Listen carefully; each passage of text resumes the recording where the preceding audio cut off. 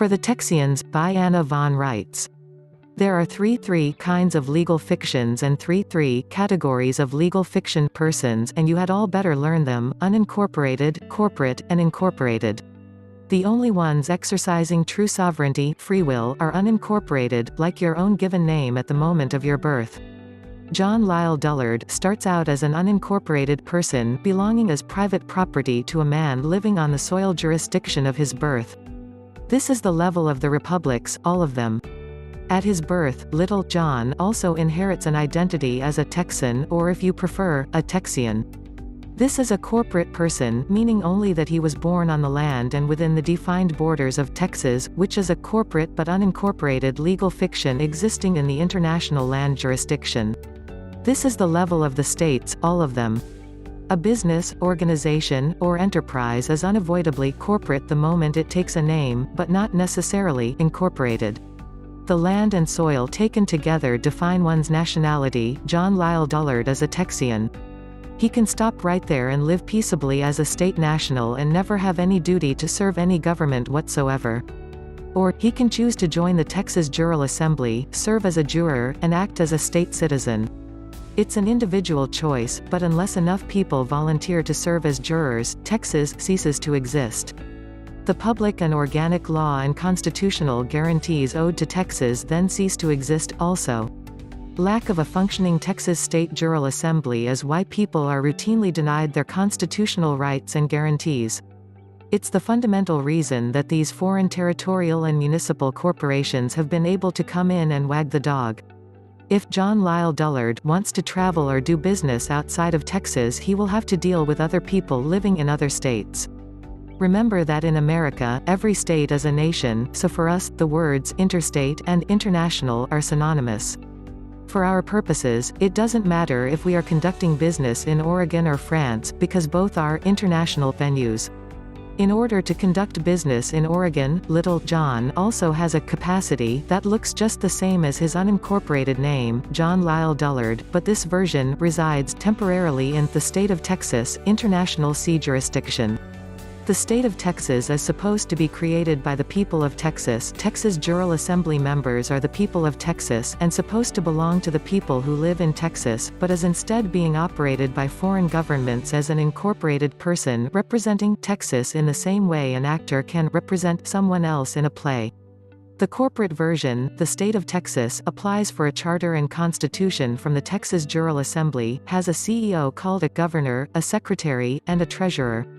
Also, like any other corporate entity, the state of Texas is bound by the laws and customs of the entity granting it a charter.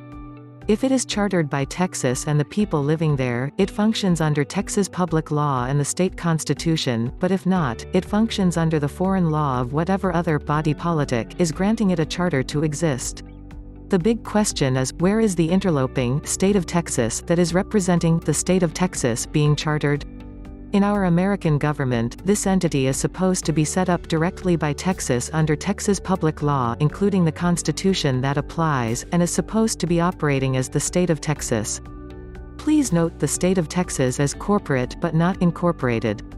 Instead, since the Civil War, foreign incorporated entities deceptively calling themselves the state of Texas but actually being incorporated in places like Scotland or France or in one of the other states, like Delaware, have been representing the state of Texas while operating under their own private corporate law, which is in fact foreign to Texas and Texians.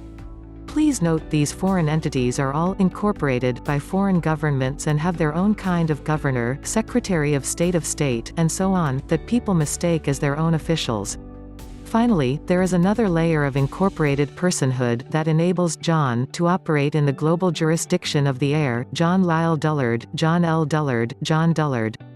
These are accounts belonging to various kinds of foreign incorporated entities run by the state of Texas, which is part of the hegemony run by the Pope Pontiff, HRE. These municipal franchises are also incorporated entities that are supposed to be chartered by the state of Texas, created by Texas Jural Assembly, but as you can see, the state of Texas that Texas is owed is missing in action, and the foreign chartered interlopers doing business as the state of Texas are chartering all those municipal corporations instead.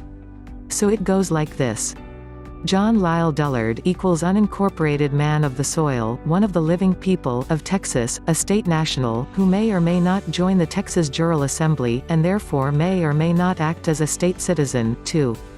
John Lyle Dullard equals corporate man of the land, a temporary resident of the state of Texas, one of the people of Texas, engaged in international trade. This is the way it is supposed to work.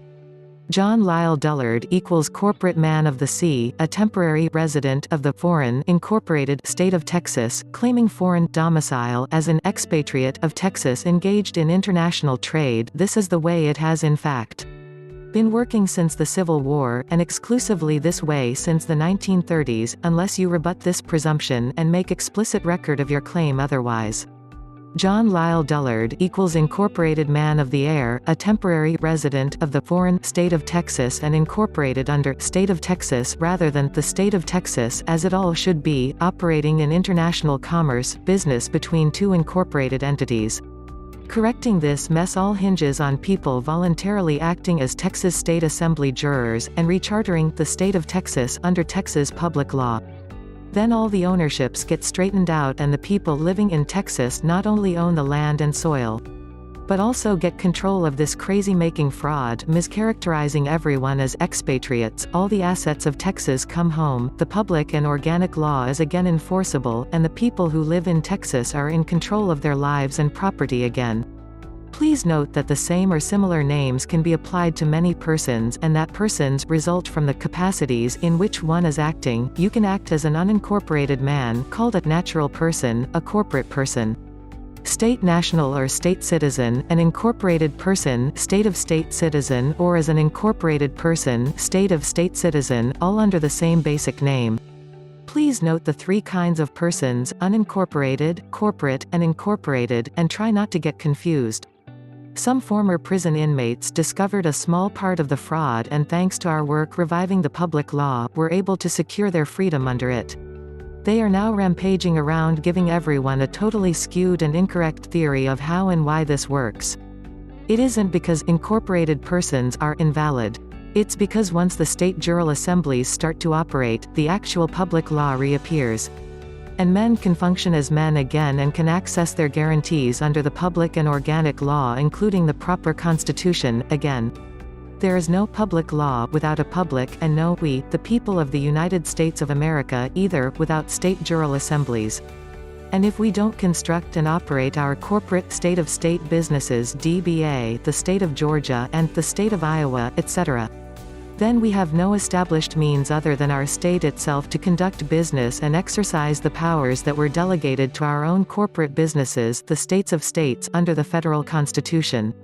All of these functions, all these international treaties, all our foundational rights and prerogatives as a country depend on the existence and functioning of our state general assemblies. The power to straighten this unholy mess out and to recharter the state's own state of state also lies with the state general assemblies and nowhere else. Nobody can do it for us, and there are a lot of foreign governments trying to keep us from waking up and attending to our own business, so that they can continue to operate the foreign state-of-state fraud and profit themselves at our expense. No doubt this is confusing. That's how they have kept us disoriented and chasing our tails for so long: similar names, deceits, false assumptions, imposters, stolen identities. Nonetheless, we can all read, and with diligence can apply the information to our own situation. Those of us who are willing to claim back our rightful and natural identities can function either as state nationals and walk away from any further duty, or we can function as state citizens and join our state general assembly and help straighten this mess up. Please hit subscribe, like, share, and get ready for many more Anna von Reitz videos.